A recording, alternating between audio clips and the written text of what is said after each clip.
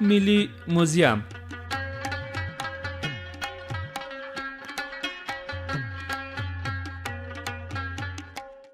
د افغانستان ملي موزیم په لومړي ځل په 1919 کال د امیر امان الله خان په وخت کې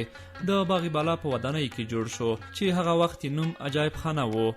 موزیم د تاریخ په اوږدو کې څو ځلې بېلابېلو ځایونو ته انتقال شو. په لومړي ځل د باغ بالا په ودانۍ کې و. دا چې هغه ځای د موزیم لپاره مناسب نه و، له هغه ځایه ارګ ته انتقال شو، خو وروسته دارالمان ته ولېږدول شو. په لومړیو وختونو کې په موزیم کې ځینې زاړه حربي وسایل، د جهاد بیرغونه، لاسي صنایع، د قرآن کریم او تفسیر خطی نسخې او داسې نور پکې ساتل کېدل. موزیم ملی برای اولین بار که افغانستان استقلال خود گرفت در عرصه های مختلف اینا تهداب گذاری را شروع کردن و در عرصه فرهنگی اینا خواستن که تهداب گذاری کنن که به عرصه فرهنگی موزیم ها یکی از جمله اساسی ترین تهداب از فرهنگ یک کشور تشکیل میده که در اون زمان امان الله خان خواست که یک موزیم ایجاد کنن. البته نه موزیم زیر نام عجایب خانه بود که ای در باغ بالا ای برای اولین بار تاسیس شد که در اونجا بیرق‌های از اقوام مختلف که در برابر انگلیس‌ها البته در 3 جنگ اینا مبارزه کردن تا استقلال بگیرن، بیرق‌ها بود، لباس‌های اقوام بود، شمشیر بود، تفنگ‌ها بود که در برابر انگلیس‌ها از اینا استفاده شد و یک تعداد میناتوری ها بودن که البته قرآن شریف هایی بود که اینا را به نمایش گذاشتن و یک تعداد تحایفی که قبلا به شاههای قبل از امان الله خان البته اینا داده شده بودن و در دربار اونا حفظ می شدن، اونا را به نمایش گذاشتن که این البته بیشتر دوام نکرد. در اینجا در باغ بالا که زیر نام عجایب خانه بود، البته باغ بالا دیگه قدر جا نداشت و این را بردنش انتقال دادن به کوتی باغچه و توسط خود شاه امان الله خان امی آثار به شکل رسمی، یعنی شکل رسمی موزیم افتتاح شد که بعداً این کوتی باغچه هم جوابدهی از این آثاری که از حفریات ساحات مختلف و دست آمد جوابگو نبود و اینا به فکر ازی شدن که جایی را پیدا کنند که مناسب باشه برای موزیم و یک جای ساحه وسیع باشه، چون اونجا هم شاه بود و قصر بود و مشکلاتی بود که نمیشد در اونجا آثار حفظ شود و آثار موزیم ها ذخیره‌گاه ها کار داره و دیگه کار داره، اینا بنا نبود و این را انتقال دادن برای امی تعمیر که در تقریبا 1930 دیگه این آمد در این تعمیر که این تعمیر بنا برای بلدیه یا برای شاروالی کابل ساخته شده بود و این را انتخاب کردن برای موزیم.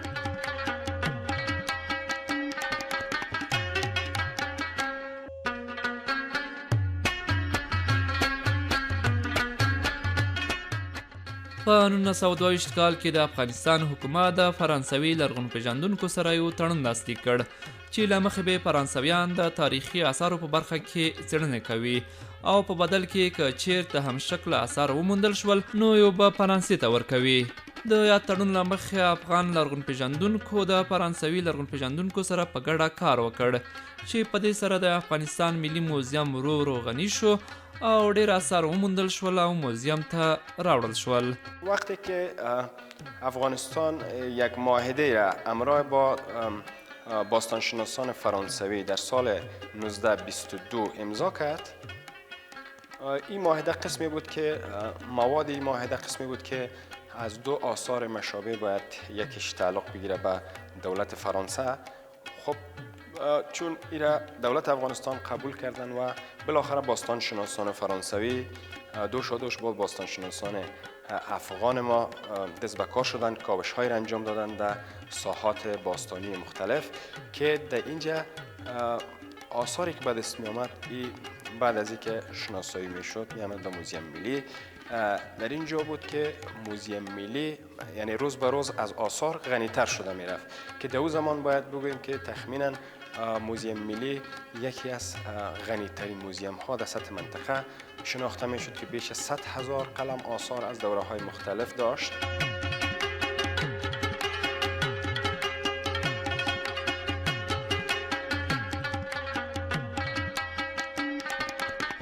په 1916 کال کې موزیم له یونسکو سره تړون لاسلیک کړ چې په دې سره د کابل موزیم نړیوالو نورمونو په رڼا کې له سره تنظیم شو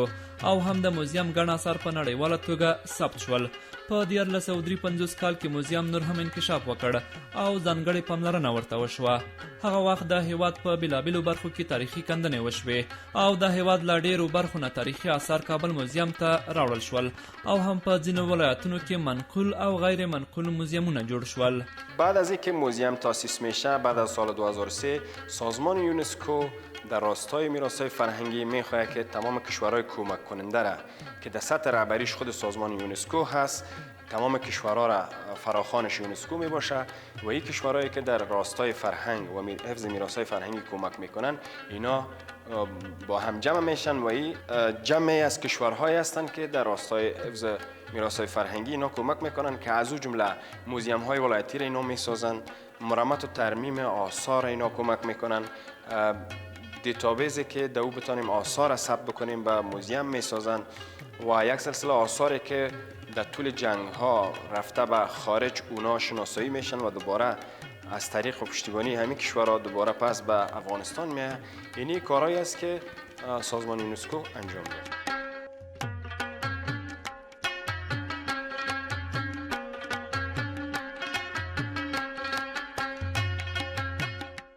د کورنیو جګړو له امله د نورو تاریخي ارزښتونو ترڅنګ موزیم ته هم سخت زیان واوښت. موزیم ودانۍ ورانه شوه او آثار یې لوټ شول. د همدې جګړو په وخت کې سلګونه تاریخي آثار بهر ته قاچاق شول. ما در عرصه فرهنگی یک ضربه بسیار قوی و جبران ناپذیر ما داریم که بیشترین آثار خود ما از دست دادیم که در حدود 70% آثار او رقم از دست دادیم. بعداً با آمدن طالب ها در این سرزمین در حدود 2500 قلم آثاری که داخل موزیم و وزارت اطلاعات فرهنگ بود به نام ازی که ما ملت ابراهیم و بوتان ماتو اما تو یک مثال آوردن و اینا آمدن با تبر و میده کردن بدون ازی که بفهمن اینا دیگه مورد پرستش نیست، اینا به تاریخ تبدیل شده و اینا یک کتابی هست که از او میتونه آدم در قسمت گذشته از این کشور از او استفاده کنه. بس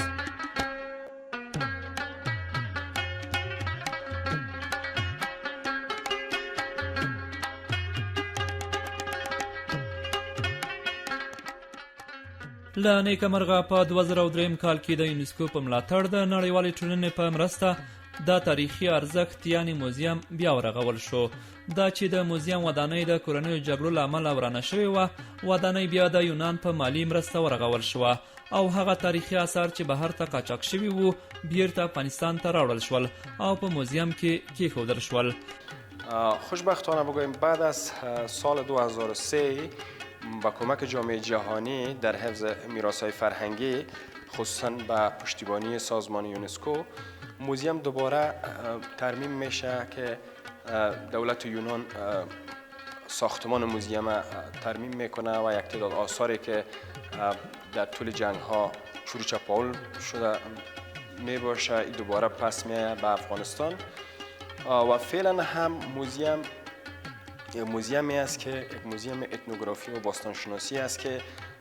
خوشبختانه بگویم اما دوره ها را آثارش در خود داره، از دوره های سنگ قدیم الی سنگ میانه و سنگ جدید و همونطور عصر معاصر آثارش را به نمایش گذاشته و این تمامش بیانگر هویت ملی افغانستان.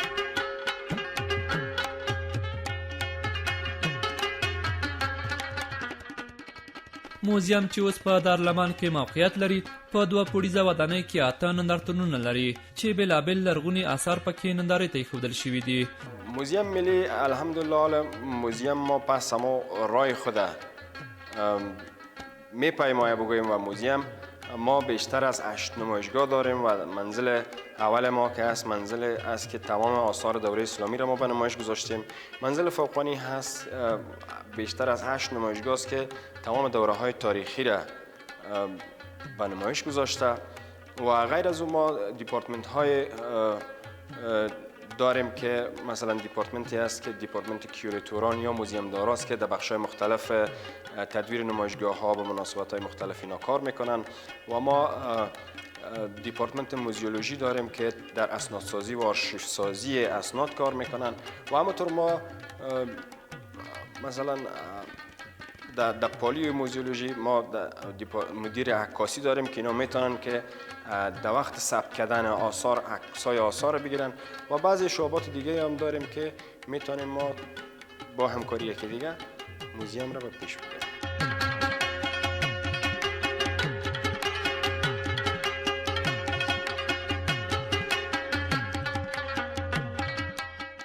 د موزیم مسؤلین وایي د پخوا په پرتله له موزیم سره د خلکو علاقه زیاته شوې ده. هغوی زیاتوي ډېر خلک موزیم ته راځي او د خپل هیواد تاریخي آثار له نږدې ګوري. د دوی په خبره په دې وروستیو کې د کرونا ناروغۍ له امله موزیم ته د خلکو ورتګ کمرنګه شوی دی. علاقه مردم به فرهنگشان تا جای خوبتر شده، بله چرا نه، اما در این اواخر همین کرونا باعث ازی شد، همین ویروس کرونا که همهگیر است در جهان باعث ازی شد که مردم ما و علاقمندان نتونن که بیاین در موزیم و از آثار دیدن بکنن. چرا نه، وقتی که ما شاهد پارسال پیش از کرونا، پیش از اینکه ویروس کرونا بیایم، ما همه ساله وقتی که مکاتب شروع میشه تا روز 500-600 شاگرد ما در موزیم ملی داشتیم که اینا می آمدن به سیستم گروپی و از این موزیم دیدن میکردن.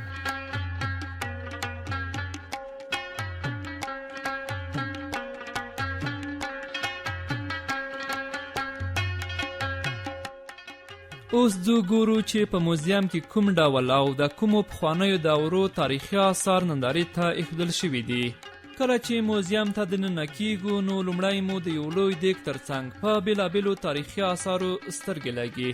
دا چې دا آثار کوم او د کومې دورې اړوند دي د موزیم د تاریخی آثارو له مسئول څخه یاورو. اینجا که شما میبینید موزیم ملی برای اولین وقتی که داخل میشیم در اینجا ما مجسمه های میبینیم که یکش البته احتمالاً خود کنشکا باشه که اثر کوتل به دست آمده و دیگه شاهزاده کوشانی هست که این متعلق به دوره و قرن دوم میلادی میشه و دو سنگ نوشته را داریم در اینجا که یکی به نام کتیبه رباطک و دیگه کتیبه 25 صدری هست که اینا یاد میشه که با دست آمدن از تاریخ افغانستان هم یک دوره تاریخی را مشخص میسازه که در این البته کتیبه ها یا سنگ نوشته ها به زبان باختری و خط یونانی هست که به زبان باختری ساخته شده، مربوط به قرن 2 میلادی است، از سنگ آهک ساخته شده، از سرخکوتل بغلان که در سابق به نام های مختلفی ولایت یاد میشد از اینجا به دست آمده. در این قسمت دهلیز که شما میبینید ما در این وسط یک دیگ است که از سنگ مرمر سیاه ساخته شده و در روی هزی اما قانون مکتب قندهار به زبان فارسی حک شده که البته در قسمت پایینش در قرن 14 هست و قسمت بالاش در قرن 16 هست و این هم متعلق به دو دوره از تاریخ است که یکی هم مربوط به دوره اسلامی و دیگر قبل از اسلام است. چون در اینجا علائمی که در این وجود داره که در اون قسمت گلهای لوتوس است، این نشان میده که قبل از اسلام هم این استفاده میشد و بعد در زمان اسلام هم این استفاده میشد که البته در اون زمان در از یک نوع شربت و شیرین یا هر چیزی که اونا میساختن و برای کسایی که زایرینی که میامد تحفه میدادن. البته این از قندهار به دست آمده که بیشتر میگن که از مقبره میرویز نیکه از شهر کنه قندهار این به دست آمده.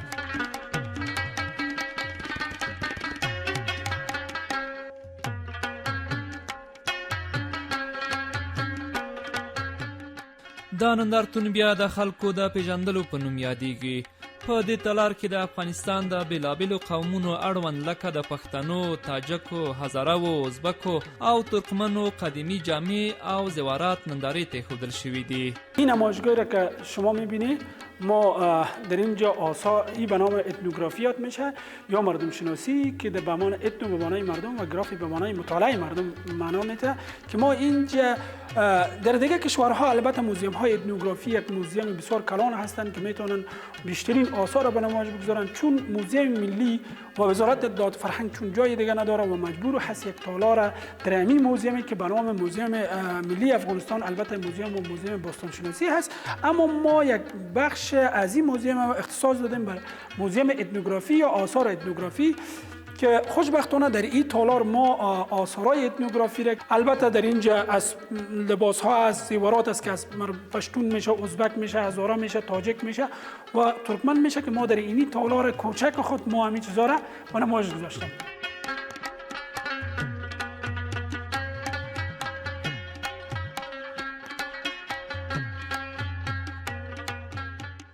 دا د ملي موزیم د ودانۍ دویم پوړ دی. دلته په دهلیز کې له اسلام مخکې د هغه وختونو آثارو ترڅنګ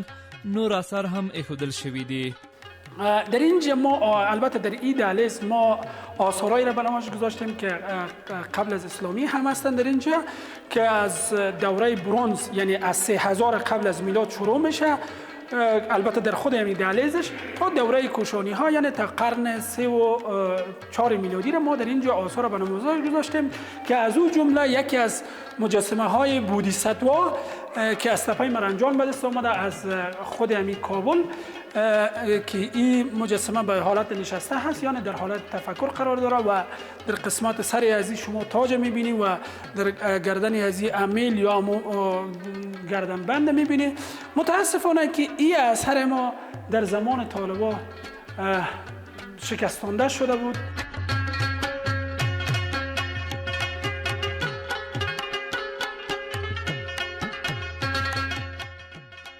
مخکې مو هم یادونه وکړه چې په کورنیو جګړو کې د موزیم ځینې اثار لوټ او بهر ته قاچاق شول چې وروسته ځینې هیوادونو قاچاق شوي اثار افغانستان ته وسپارل چې د هغې جملې نه یو هم جاپان هیواد و. نو هغه اثار چې له جاپان نه بیرته افغانستان ته لیږدول شوي دي دلته نندارې ته ایښودل شوي دي. این نمایشگاهی را که شما میبینید این اما کمکار ما را شما گفت که متاسفانه در موزیم ملی اما تو که ما افغانستان اگر مقایسه بکنیم در افغانستان جنگ های داخلی یک صدمه بزرگی را برای کشور رساند که از جمله زیربناها شروع تا تاریخ و فرهنگ و همونطور که ما 3 میلیون انسان شهید و زخمی و معیوب داریم. متاسفانه در عرصه فرهنگی ما بزرگترین ضربه را خوردیم که نه تنهایی که ما داشته های خود از دست دادیم، یک تعداد آثارهای ما کاملا گم شد. همونطور که ما قبل از جنگ ها بیشتر از 100,000 قلم این آثار اینمی موزیم در خود جا داده بود. خوشبختانه با آمدن حکومت موقت و بعد انتقالی و جمهوری اسلامی افغانستان، البته با رفتن طالبا، دولت افغانستان، وزارت اطلاعات و فرهنگ، موزیم ملی و خصوص موزیم ملی تلاش ها را برای انداخت تا آثار از کشورهای مختلف باید جمع‌آوری کنه و پس دوباره بر خانه برگردانه که ما در اثر تلاش های ما البته بیشتر از در حدود 10,000 قلم دوباره از 2002 به این طرف جمع‌آوری شد که از او جمله امین نمایشگاهی را که شما می‌بینید که 102 قلم آثار در ژاپن جمع‌آوری شده بود و این آثار در 2016 دوباره انتقال داده شد برای موزیم ملی و ما تانستیم یک تعدادی از این آثار در این تالار به نمایش بگذاریم که البته در این تالار ما آثار را که به نمایش گذاشتیم از او جمله شما مثلا میبینید که پای زیوس است که از آی خانم به دست آمده، از سنگ مرمر سفید هست و 2 سکه هست که شما در اینجا سکه را میبینید که از دوره البته اینا از 500 تا 400 قبل از میلاد است که اینا به دست آمده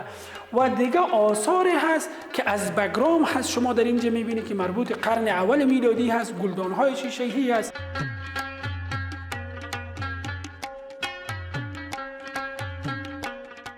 دا د موزیم بل نندارتون دی. په دې کې له میلاد نه 550 کاله مخکې دورې نه تر اوسنۍ دورې پورې سکې ایښودل شوي دي. دا سکې له نقرې، طلا، میسو او اوسپنې څخه جوړې شوي دي. البته او تالار ما آثار برگردانده شده از ژاپن بود و این هم نمایشگاه یا تالار نمایشگاه مسکوکات یا سکه ها است که ما در این نمایشگاه سکه ها را که از دوره هخامنشی حتی از 550 قبل از میلاد ما در اینجا به نمایش گذاشتیم تا دوره امروزه را ما آثار سکه ها را داریم که این متعلق به دوره های مختلف است. این سکه ها ساخته شده از نقره هست، طلا هست، مس هست و فلز هست و همچنین ما یک تعداد مدال های را در اینجا داریم که دولت افغانستان برای کسایی که به شکل رسمی مدال ها را تفویض میکرد یا مدال میداد که ما در اینجا مدال ها هم داریم. البته این از حوزه های مختلف به دست آمده که از اون جمله ما میتونیم بگیم که یکی از سکه هایی که به دست آمده که بیشترین یکی از گنجینه هایی که از مس عینک به دست آمد که در حدود بیشتر از 1000 سکه از یک خم کوچک از ساحه مس عینک به دست آمده که تمامش از نقره ساخته شده که ما در اینجا ایران به نمایش گذاشتیم و همون شکلی که سکه از بین ازی به دست آمده ما ایران اینجا داریم.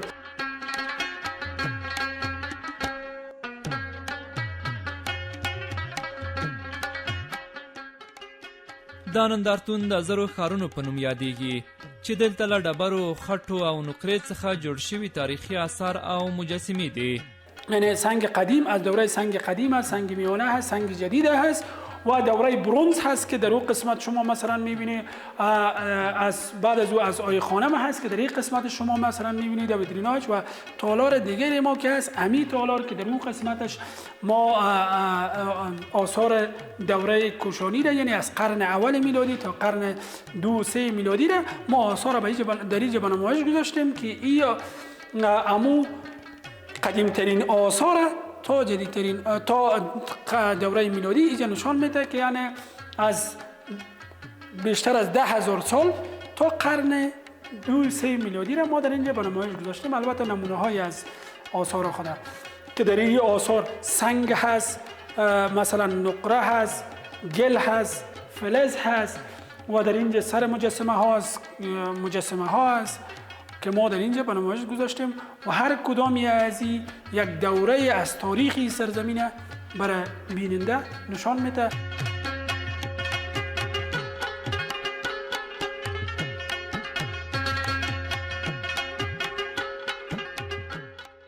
دا نندارتون بیا د بودایي نندارتون په نوم یادیږي. دلته ډیری آثار د اسلام نه مخکې دورو پورې اړوند دي. دا آثار له کابل، کاپیسا، ننګرهار، لوګر او پروان ولایتونو څخه دي. دا آثار موږ ته د هغه وخت رسم او عنعنات راښیي. این تالار ما البته به نام نمایشگاه بودایی، آثار بودایی افغانستان که ما یک نمایشگاه را ساختیم و این نشان دهنده آثار قبل از اسلام ما هست در اینجا که ما از حوزه های مختلف البته این آثار را در اینجا به نمایش گذاشتیم. حوزه کاپیسا هست، کابل است، ننگرهار است، مسینک است، لوگر است و همچنان پروان هست که ما یک تعداد آثار را در اینجا به نمایش گذاشتیم و هر اثر ما نشان دهنده تاریخ، هنر و فرهنگ و اما شیوه دینی یا به حساب بگوییم عقاید و رسوم و عنعنات گذشته را نشان میده که ما در اینجا ما داریم. مثلا ما اثر را داریم که زندگی بودا را از تولدش الا مرگش نشان میدهد.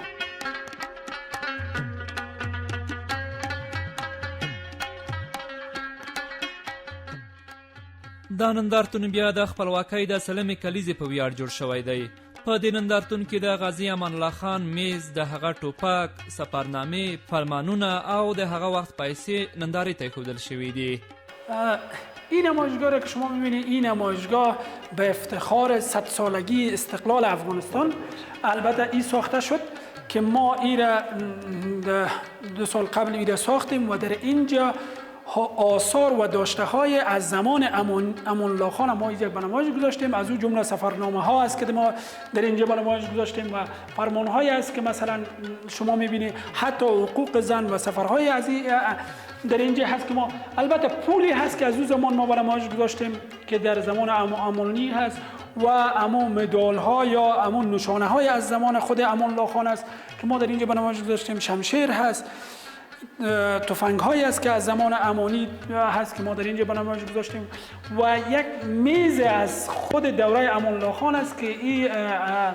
از خارج برش آمده و یکی از جمله میزهای کاری از این هست که ما اینجا در اینجا به نمایش گذاشتیم. این همه به خاطر افتخارات 100 سالگی استقلال افغانستان هست که ما اینجا به نمایش گذاشتیم و در اینجا یک کره زمین هست که شما در اونجا میبینید. این کره زمین زمانی که امان الله خان از سفر برگشت و این کره در این کره زمین هر مسیر سفر خود با بیرق افغانستان این را نشانی کرد و این سفر برای از این نشان داد که باید چگونه تلاش کنه در قسمت آبادانی این کشور، در قسمت ترقی و پیشرفت این کشور و این کشور را بتونه با جایگاهی که لازم است برسانه. اما متاسفانه سده های ایجاد شد و هر زمانی که یک کسی خواسته در این کشور خدمات شایان کنه که این برای آینده ها، برای نسل های آینده مفید واقع شود، متاسفانه که سده هایی هست که ایجاد میشه و این انکشاف جلوگیری میکنه چنان که حتی امروز هست.